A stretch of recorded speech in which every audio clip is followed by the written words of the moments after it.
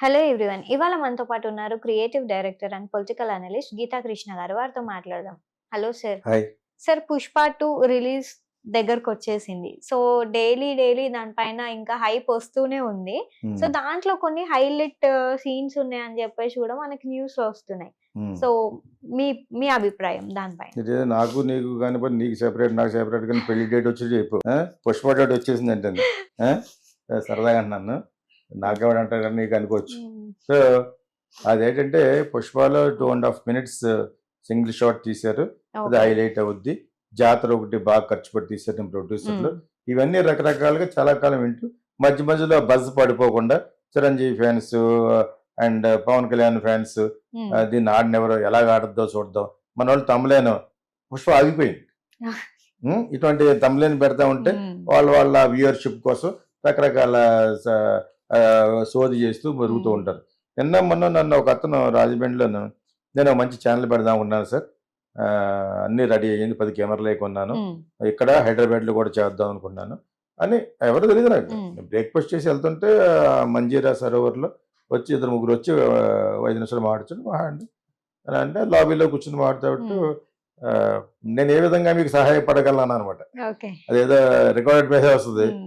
ఆ విధంగా అంటే అప్పుడు మీరు మాకు సజెస్ట్ చేయండి సార్ హ్మ్. అని అన్నాడు. అది లోగో ఒకటి సజెస్ట్ చేయండి, ఇది చేయండి అంటే హ్మ్. మీరు ఏంటంటే అన్ని విషయాల గురించి మాట్లాడదాం అనుకుంటాం. హ్మ్. కొంచెం అగ్రెసివ్గా వస్తున్నాం. ప్రస్తుతానికి ఒక 10 కెమెరాస్ కొన్నాం, ఇంకో 10 కొంటాం అని చెప్పేసి కొంచెం హై లెవెల్లో వస్తున్నారన్నమాట. హ్మ్. అక్కడ చుట్టుపక్కల ఒక తణుకు వీళ్ళందరూ బాయ్స్ హ్మ్. కొద్దిగా రిచ్ కమ్యూనిటీ కొద్దిగా మంచిగా పెడతారు. హ్మ్. నేను ఎందుకని తెలిసానంటే నేను మనం అప్పుడు మాట్లాడతాం కదా, హ్మ్. దాని ప్రకారంగా తెలిసి దాన్ని గుర్తుపెట్టి అడిగారు. మీరైతే మీరు ఇంతలా పెడుతున్నారు, ప్రతి విషయం మీద మాట్లాడుతున్నారు కాబట్టి ఒకటి ఏదంటే గ్రామ్ ఫోన్ ఉంటుంది కదా, హ్మ్. Gram phone his master voice అంటారు కదా, దాని ఎదురుగుండా కుక్క కూర్చొని ఉంటుంది. ఓకే. ఆ? దాన్ని అదే సేమ్ దా కాపీ కొడితే మళ్ళీ కాపీ కొట్టే ఉంటారు హ్మ్. కాబట్టి మీరు లోగో ఇలా వేయండి. హ్మ్. ఒక స్పీకర్ మీరు ఎలా మాట్లాడుతున్నట్టు ఈ విధంగా హ్మ్. కాదు, ఈ హ్మ్. విధంగా కాకుండా ఈ విధంగా ఇలా ఓకే. పట్టుకుంటారు, షూటింగ్ లో అవును. మాట్లాడతారు కదా, ఆ విధంగా ఇక్కడి నుంచి మాట్లాడచ్చు అనమాట. హ్మ్. మాట్లాడి ఆ, అక్కడ కుక్క బొమ్మ వేయండి అని హ్మ్. రివర్స్ అనమాట. హిజ్ మాస్టర్ వాయిస్ అని ఉండేది అప్పుడు. ఓకే. దాన్ని రివర్స్ చేసి పెట్టి ఆ, దానికి కింద మీ ఛానల్ పేరు బాబు పెట్టమన్నాను. హ్మ్. అంటే మరొకటి కదండి అన్నాడు. అంతే. హ్మ్. ఆ, ప్రతిదానికి రాష్ట్రంలో ఏం జరిగినా మేము బాబు అంటారు అనమాట. అర్థమైంది ఇప్పుడు. ఓకే. సో, అంచేత హ్మ్. వాళ్ళు నిజంగా చాలా సీరియస్ తీసుకున్నారు యాక్చువల్గా. అలా పెట్టండి బాగుంటుంది. హ్మ్. చూడగానే వినగానే అంత బాగుంటుంది కూడా. మీరు అప్పుడు ఏ విషయం గురించి అయినా మాట్లాడొచ్చు అని హ్మ్. అన్నాను. పాపం థ్యాంక్స్ చెప్పారు, వెళ్ళిపోయారు. నా నెంబర్లు ఏం తీసుకున్నారు. అని తర్వాత మళ్ళీ అడుగుతా ఉంటే అస్తమానం అడగంటే ఏదో హ్మ్. ఒకటి అడిగారు చెప్పేసాను మీకు అని అనమాట. సో అలాగా ఇక్కడ ఏ విషయం జరిగినా మరుగుతారు కాబట్టి ఇప్పుడు పుష్ప 2కి అదృష్టం ఏంటంటే ఒకటి వాళ్ళు నిమగ్నతతోటి ఇచ్చేశారు. ఓకే. సినిమా తీశారు, బాగా హ్మ్. తీశారు. ఆ బ్యానర్ తీసిన ప్రొడ్యూసర్లకి చాలా చాలా మంచి బజ్ ఎందుకు ఏర్పడింది. హ్మ్. ఈ మన బన్నీకి జరిగిన అపోజిషన్ గురించి వాళ్ళ ఓకే. ఫ్యామిలీలోనే జరుగుతుంది హ్మ్. కాబట్టి సో అది అక్కడికి బాగా ప్లస్ అయింది. హ్మ్. సో ఈ మధ్యలో మళ్ళీ దేవిశ్రీ ప్రసాద్ని సీన్లో పట్టుకొచ్చారు. ఉమ్, అతను ఏదో 2, 3 రీ రికార్డింగ్లు అతను చేసి పెద్ద బాగోలేదని ఓకే. వీళ్ళెవరు తమన్నా హ్మ్. హ్మ్. తమన్నని ఇంకోటి ఎవడో కాంతారా మ్యూజిక్ డైరెక్టర్ అని హ్మ్. ఇంకోటి ఎవరిని వాళ్ళు చేశారు. వాళ్ళు చేస్తే ఆడేస్తటి ఏముంటది. అది అది కూడా బజ్ కోసం హ్మ్. చేశారేమో అని అనిపించింది. ఫైనల్ గా నా టైటిల్ ఉంటేనే నేను ఒప్పుకుంటాను, లేకపోతే తప్పుకుంటానని దెబ్బ అయిపోతారు తెలుసా మీకు. ఓకే. మొత్తం పాటలు ఇచ్చేమన్నాడు అనుకోండి. హ్మ్. ఇళరాజా ఒక సినిమాకి అలాగే అడిగాడు. అంతకుముందు ఇప్పుడు హ్మ్. హే రామ్ అనే సినిమాకి అంతకుముందు ఎల్ సుబ్రహ్మణ్యం ఎవరో ఇచ్చారు అది. హ్మ్. కమల్కి అతనికి పడలేదు. మళ్ళీ ఇళరాజా దగ్గరికి వచ్చాడు. అప్పుడు ఆ పాటలు తీసేయమన్నాడు హ్మ్. ఆ మ్యూజిక్ డైరెక్టర్. రిమూవ్ ఎవ్రీథింగ్ అని. అది ప్రొసీజర్ అది. హ్మ్. నీకు కొన్ని పాటలు నియించుకుంటాను, కొన్ని పాటలు ఎక్కడ అటువంటి నకరాలు చేయకూడదు. హ్మ్. ఎందుకంటే అతను బ్రహ్మాండం రీ రికార్డింగ్ చేశాడు. కాబట్టి అతనికి యాటిట్యూడ్ ఉంది. హ్మ్. అటు బుడ్డోడు కానీ తెలిసి నాకు దేవి ప్రసాద్ ఫాదర్ నెక్స్ట్. చచ్చిపోతే హ్మ్. ఇతను 10th ఉన్నప్పుడు ఫస్ట్ ప్రోగ్రామ్ ఇచ్చాడు వెంకట సుబ్బారావు హ్మ్. స్కూల్లో హ్మ్. మెడ్రాస్లో. నన్ను రమ్మని వచ్చాడు సత్యమూర్తి ఫాదర్. హ్మ్. అన్నాడు, నువ్వు ఉంటే కొంచెం ఇది నువ్వు ఇళయరాజాతో సినిమాలు చేస్తున్నావు హ్మ్. కాబట్టి నా కొడుకు ఫస్ట్ టైం కీబోర్డ్ చేస్తాడు. అప్పుడే ఆ రోజుల్లో హ్మ్. ఊగేస్తున్నాడు హ్మ్. 10th క్లాస్ టైంలోనే. సో దాని తర్వాత చాలా కాలం తర్వాత మ్యూజిక్ డైరెక్టర్ అయిన తర్వాత ఈ సత్యమూర్తి మళ్ళీ ఫ్లైట్లో కలిస్తే పెరాల్సిస్ వచ్చింది అతనికి. హ్మ్. ఇంటికి రావాలి నువ్వు తప్పన బాగా ఫ్రెండ్ అతను. రావాలంటే నేను ఇంటికి వెళ్ళి వస్తాను, కొంచెం ఫ్రెష్ అప్ అయ్యని అతన్ని వీల్ చైర్ దించారు. నేను ఇంటికి వెళ్ళి అనుకున్నట్టుగా వెళ్ళాను. అక్కడ ఉన్నాడు మనోడు. అప్పుడే అన్నాడు ఫాదర్, మనోడు కొంచెం పెళ్లి చేసుకోమని చెప్పాను. పెళ్లి చేసుకుంటలేదు మనోడు, అర్థమైందా? దాన్ని పైకి తీసుకెళ్లి రికార్డింగ్ థియేటర్ అని చూపించాడు. సాలిగ్రామ్ అనే ప్లేస్ ఉంటుంది మెడ్రాస్ లో. సో అప్పుడు కొంచెం ఎస్టాబ్లిష్ అయ్యాడు. దాని తర్వాత ఇంకా బాగా ఎస్టాబ్లిష్ అయ్యాడు. ఇతని పాటలో ఇళయరాజా నుంచి థ్రెడ్ తీసుకున్నా కూడా ఇళయరాజా వాసన కనపడకుండా చాలా బాగా చేస్తాడు. మనిషి ఒక్కొక్కటి ఒక టాలెంట్ ఇస్తాడు. అతను చిన్నప్పటి నుంచి కీబోర్డ్లు అలా పెట్టుకుంటూ రెహమాన్ లాగే అది ఇతను కొంచెం కమర్షియల్ సైడ్ వెళ్ళాలనుకున్నాడు. కమర్షియల్ సక్సెస్ చేయడం మరి హైయెస్ట్ పెయిడ్ కదా ఈ రోజున. ఈ రోజున one of the highest paid, one of the కూడా కాదు, ఇదే హైయెస్ట్ పెయిడ్ అనుకుంటా.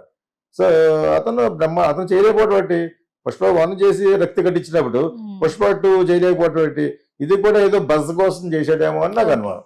సో ఇదొక హైలైట్. ఇప్పుడు నువ్వు అడిగిన హైలైట్ లో ఇది పెద్ద హైలైట్. ఇది ఏం చేసినా కూడా వాళ్ళు అక్కడక్కడ 2-3 ఫ్రేజింగ్ చేసినా కూడా రీ రికార్డింగ్ లో ఇతని పేరే మెయిన్ వచ్చేటట్టుగాను వాళ్ళ పేర్లు కూడా ఇస్తే వేయచ్చు. అతని సమ్మతితోటి వితౌట్ హిస్ పర్మిషన్ వేయకూడదు. That means you're demeaning one of the major technician. తెలుసుకోకపోతే తెలియకపోతే తెలుసుకోండి ప్రొడ్యూసర్లు కూడా. ఇది నిజంగా పబ్లిసిటీ కోసం చేస్తున్న స్టంట్ ఇంకా నాకు అనిపిస్తుంది. పబ్లిసిటీ కోసమే ప్రొడ్యూసర్లు మెడ్రాస్ మీటింగ్ లోను మీరు లేట్ గా వచ్చాం అన్నారు, ఇలాగ అన్నాడనమాట. ఇవన్నీ నాకు ఎందుకో నాకు ఫిషిగా అనిపించింది. కరెక్ట్ కాదు. కింద వెళ్ళి కూర్చొని నవ్వుతున్నారు ఈ అంటారు. ప్రొడ్యూసర్లు నవ్వుతున్నారు, పక్కన రేష్మిక ఎవరెవరు ఉన్నారు. అంతా చూస్తే నాకు ఏదో విధంగా పబ్లిసిటీ ఉండాలి. నేను ఎప్పుడు బాగానే యాక్చువల్గా మీరు నన్ను ప్రేమిస్తారు, ఎక్కడ ప్రేమ ఉంటుంది అక్కడే క్రిటిసిజం ఉంటుంది, మొత్తాన్ని అడిగి చెబుతున్నాడు దేవిశ్రీ. సో బట్ అదర్వైజ్ మన తెలుగు ఫిలిం ఇండస్ట్రీలో మ్యూజిషియన్స్ లో అతను ఒక రాక్ స్టార్ కింద తయారయ్యాడు. రంగు ఎల్విస్ ప్రెస్లీ లాగా. ఎల్విస్ ప్రెస్లీ అంటే వెస్టర్న్ సింగర్. ఆయనలాగా డ్రెస్లు గెస్లు జాల్గా ముత్యాలుగా ఉండి ఆ టైప్ లో బాగా తయారయ్యాడు. బట్ ఈ డిజర్వ్స్ ఇట్. మంచి మ్యూజిక్ డైరెక్టర్ యాక్టర్. నేను ఎప్పుడే ఒకసారి రెహమాన్ పాట గురించి అంటే I can't stand it sir అన్నట్టు. అదే వాళ్ళ ఇంటికి వెళ్ళేవాడు. చాలా మంచి పాట ఇది, కానీ అలా అనకూడదు. ఇది ఎదిగే మ్యూజిక్ డైరెక్టర్ ప్లస్ ఆ పాటను అనకూడదు. అది యాక్చువల్గా సూర్య జ్యోతిక మీద అనిబియవా అని ఒక సాంగ్ ఉంటుంది, చాలా బాగుంటుంది. ఆ యొక్క అరేంజ్మెంట్స్ రెహమాన్. నేను ఆ పాట గురించి చెప్పాను బికాజ్ నాకు అథారిటీ ఉంది. నువ్వు ఎలా తెలుసు, నాకు రెహమాన్ కూడా అలా తెలుసు కదా ఇళయరాజా దగ్గర. So anyway I can't stand that song sir అన్నాడు. అటువంటి దోల నోరు ఉంది కొంచెం మనోడికి, ఆ యాటిట్యూడ్ ఉందన్నమాట. అప్పుడు రెహమాన్ అనే అంత సీన్ లేదు అతను నీకు, అతనికి అప్పుడే ఇప్పుడు లేదు. Is different, Ilaiyaraaja is different. So నువ్వు different because you are more commercial. Like Chakravarthi అని మ్యూజిక్ డైరెక్టర్ ఉండేవారు కదా, చక్రవర్తి అని ఉండేవాడు రామారావు గారు సినిమాలు అమలు అన్ని చేసి. ఆ టైప్ లో నువ్వు కొంచెం ఇట్లు మోడర్న్ అంతే. You're not as experimental as Ilaiyaraaja. And 2 notes లో పాట చేశాడు ఇళయరాజా. సో అదే విధంగా AR Rahman has done very big concerts. అంచేత నువ్వు వెళ్ళినా కూడా కమర్షియల్స్ పాటలు ఉంటాయి. You have not done a classics. Pushpa is not a classic. Pushpa ఇది కమర్షియల్ రొచ్చేది, అదే మీకు. బట్ ఎందుకు ఆడిందంటే అతను పెర్ఫార్మెన్స్ బాగుంది. బన్నీది డైరెక్టర్ అలా చేయించాడు. లాజికల్ మిస్ కాకుండా రియలిస్టిక్ ఫిల్మ్ అది. సో అక్కడ లేకపోతే పాట ఎప్పుడైతే పాట ఉందో అప్పుడు నీకు నేషనల్ అవార్డు రాదు. బట్ దీనికి ఎందుకు ఇచ్చారంటే మారుతున్న కాలంలో ఈ scenario of the film watchers, film goers మారింది కాబట్టి వై నాట్ 175 అన్నాడు మనోడు జగన్ లాగా. Why not for a commercial film to give a national award where he performed very well. చాలా బాగా నటించిన బండికి ఎందుకు ఇవ్వకూడదని ఇచ్చారు. ఎవరెవరో అంటారు ఇన్ఫ్లుయెన్స్ చేసిన మంది ఇచ్చేస్తారండి. అది జనాదరణ అంత బాగా పొందింది. ఇక్కడే కాదు, నార్త్ స్టేట్స్ లోను, హిందీ మాట్లాడే స్టేట్స్ లో కూడా బాగా పెరిగి. అదొక హైలైట్. నువ్వు హైలైట్ గురించి అన్నావు కాబట్టి ఇతను నేషనల్ అవార్డు రావడం ఒక హైలైట్. పవన్ కళ్యాణ్, చిరంజీవి మొత్తం వెరసి హోల్సేల్ ఫ్యాన్స్ వీళ్ళ మీద ఎగ్నెస్ట్ గా మాట్లాడతాను కదా, అదొక హైలైట్. 2.5 నిమిషాల సినిమా సీన్ అనేది పెద్ద హైలైట్ కాదు. అందులో యాక్ట్ చేస్తున్న విలన్ ఫహద్ ఫాజిల్ యాక్ట్ చేసిన సినిమాలో 8 నిమిషాల సీన్ ఒకటి ఉంటుంది. దాని సినిమా పేరు మాలిక్. చూడండి సినిమా మాలిక్, చాలా బాగా తీశారు. అది దానికి ఒక రోజంతా 2-3 రోజులు రిహార్సల్ చేయాలి. కెమెరా ఎక్కలాగి అలాగే మళ్ళీ మేడ మీద ఎక్కాడు. అర్థమైందా? అది బోర్ దొబ్బింది నాకు సినిమా. అది కదా అలా తీశారు. అసలు దీనికి ఆద్యం ఏంటంటే ఆర్సన్ వెల్స్ అని మేము కూడా పుట్టలేదు, హాలీవుడ్ డైరెక్టర్. ఆయన సినిమాల్లో డెఫినెట్ గా లాంగ్ షార్ట్స్ ఉంటాయి, లెంగ్తీ షార్ట్స్. అంటే వీళ్ళు ఆర్టిస్టులు బాగా పెర్ఫార్మ్ చేయాలి. ఓకే. అదే విధంగా ఆల్ఫ్రెడ్ హిచ్కాక్ ద రోప్ అని డైరెక్ట్ చేసాడు ఆయన. అప్పుడు నేను పుట్టలేదు. సో అది 13 షాట్లు సినిమా అంతా. 13 షాట్ల సినిమా అయిపోద్ది, 2 గంటల సినిమా. సో ఇది గొప్ప ఏం కాదు. 2.5 నిమిషాల సినిమా, 2.5 నిమిషాల సీన్ అంటే ఏంటి, నిమిషానికి 100 అడుగులు. గుర్తు పెట్టుకోండి అబ్బాయిలు, ఇప్పుడున్న జనరేషన్ కి. అదేప్పుడు 2.5 నిమిషాలు అంటే ఎంత, 250 feet. అదే ఉంది పెద్ద. మన వాళ్ళకి బాగా అలవాటు అయిపోయి టక్ టక్ టక్ టక్ కట్ చేయడం అలవాటు అయిపోయి అలాగేం కట్ చేయకుండా 2.5 నిమిషాలు పెర్ఫార్మ్ చేశారు. అదేందా, అది పెద్ద హైలైట్ ఏం కాదు. థియేటర్లో పూరకలు వచ్చేస్తా అంటే పూనకలు వేసుకుంటే పూనకలు వచ్చేది. మనం కూడా పుష్ప లెవెల్లో డ్రెస్సెస్ వెళ్దాం నువ్వు నేను అనగా అలాగే వస్తే రావచ్చు. కానీ పూనకాలు రావడం జాతర, అది పుర్లు గిర్లు వేసుకుని 100 మంది డాన్సర్లలో చేశారు అనుకో జనాలు. కాకపోతే అలా మ్యూజిక్ ఇచ్చుంటాడు. అంత మంచి మ్యూజిక్ ఇచ్చిన అతనికి డీ రికార్డింగ్ లో అక్కడ బాగా చేయలేదు, ఇలా బాగా చేయలేదు, మీరు అనుకున్న టైంలో పాట ఇవ్వలేదు, ఇవన్నీ అంటున్నారు. అది నేను నాటకమే అనుకున్నాను. అలాగా తర్వాత మనోళ్ళు ఊహించేసుకునే ఈ సినిమా తర్వాత దేవిశ్రీ ప్రసాద్కి 3 సినిమాలు కట్ట. ఇటు చూసాడండి, వాళ్ళ ఆఫీస్కి వెళ్ళి ప్రొడ్యూసర్లు అందరూ అడిగి ఏ సినిమాలో కట్ చేశారు, ఎంత ఈ తమ్లైన్ పెట్టేవాళ్ళను. సో ఆ విధమైన అయ్యి చదువుకో నవ్వురాదు, చిరాకు వస్తుంది అటువంటి చేసి కట్ చేశారా. ఇంకోటి వస్తుంది, నువ్వు అతను ఇప్పుడు ఈ సినిమా హిట్ అయింది అనుకోండి ఎక్కడికో పోతాడు. బన్నీ ఒకటే కాదు, దేవిశ్రీ కూడా వెళ్ళిపోతాడు. వెళ్ళాలి, మన వాళ్ళు ఎవరికి వచ్చినా పైకి వచ్చినా రావాలి. ఎప్పుడు ఏది చెప్పాలి చెప్పిన యాటిట్యూడ్ అని చెప్పాను ఉంది. అతనికి కొంచెం దూరం ఉంది, యాటిట్యూడ్ ఉంది, కొంచెం డెఫినెట్ గా ఉంది. వండుకోండి ఎలా ఉంటుంది, షేకర్స్ అండ్ మూవర్స్ అంటారు, మూవర్స్ అండ్ షేకర్స్ మ్యూజిక్ లో అండ్ డాన్స్ లో. ఎందుకో అవన్నీ అమ్మాయిలు డాన్సర్స్ ఓపోతే ఏముంటది. సో అదే విధంగా మ్యూజిషియన్స్ కూడా పాడుతూ డాన్స్ చేస్తూ ఉంటారు అనమాట. So that happens. సో అది యాటిట్యూడ్ అనుకుంటున్నాం. కాకపోయినా కూడా ఇతను కొంచెం ఉంది, కొంచెం యాటిట్యూడ్ ఉంది.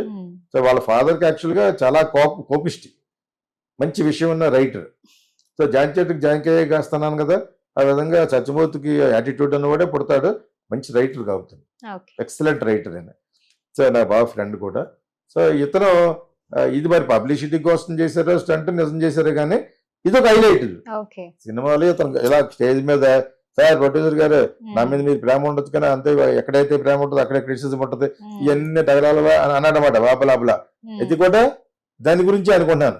తర్వాత తమన్నా వాళ్ళని చేయించారు అనేది అది నిజమై అయితే ఉండొచ్చు, అది కూడా పబ్లిసిటీ అయి ఉండొచ్చు. అర్థమైందా?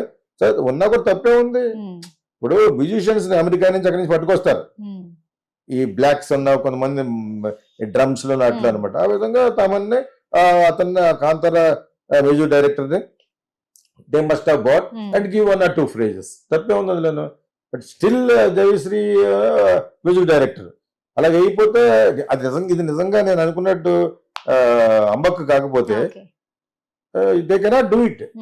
They cannot interrupt into the some other creative pride పోయినట్లెక్క, క్రియేటివ్ దానికి మీరు ఆఘాతం కలిగిస్తున్నట్లెక్క కోర్టుకు వెళ్ళారంటే. ఇవన్నీ జరగవు, ఓన్లీ పబ్లిసిటీ కోసం చేశారు. ఈ హైలైట్ ఏంటంటే వివాదం ఒకటి, దేవిశ్రీ వివాదం పెద్ద హైలైట్.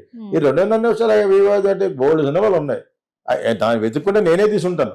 3 నిమిషాలు ఒక సీను కెమెరా కట్ చేయకుండా ఆర్టిస్టులతో పెర్ఫార్మెన్స్ చేయించాలి. అదని చెప్పి 2.5 నిమిషాలు.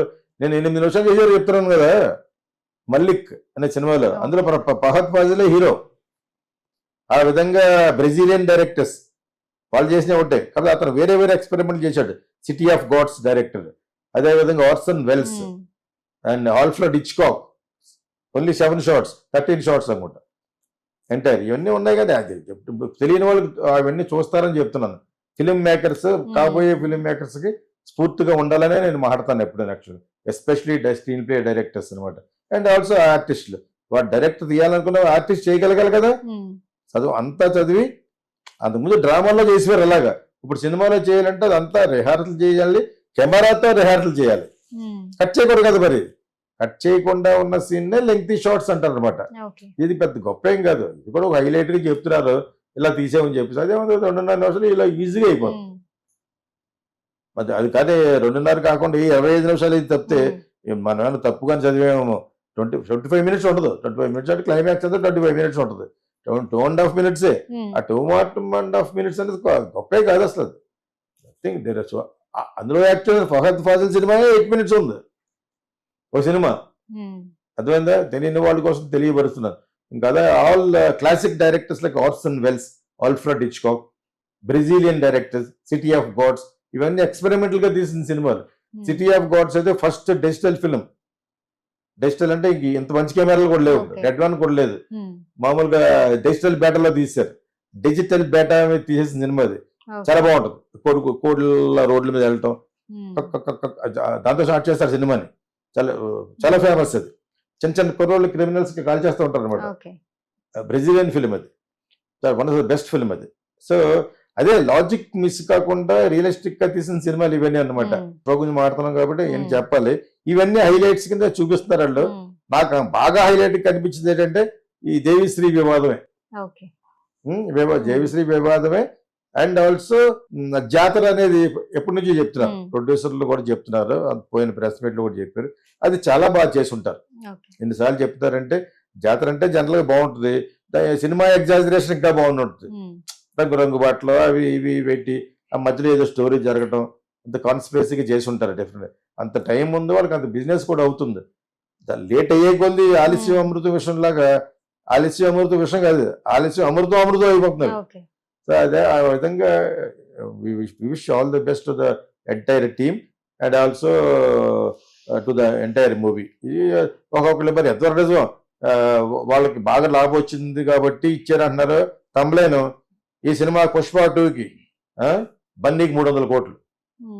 ఎక్కడ చదివేది చాలా తమ్ములేను. నేను చూస్తూ ఉంటాను, లోపల చూడలేదు ఏం చెప్పారు. ది ఎగ్జాజరేటింగ్ లైక్ ఎనీథింగ్ అనిపించింది. తప్పులేదు, సినిమాకి బాగుండాలి కాబట్టి ఏదైనా చేసుకోవచ్చు. ఈ మధ్యలో ఈ సినిమా ఎలా ఆడుతుందో చూద్దాం అని పైన అతను ఆ మాట అనకపోయినా కూడా పవన్ కళ్యాణ్ బొమ్మ. సో ఇవన్నీ కూడా plus. The more negativity you try to impose on something, దాన్నే చూడాలనుకుంటారు.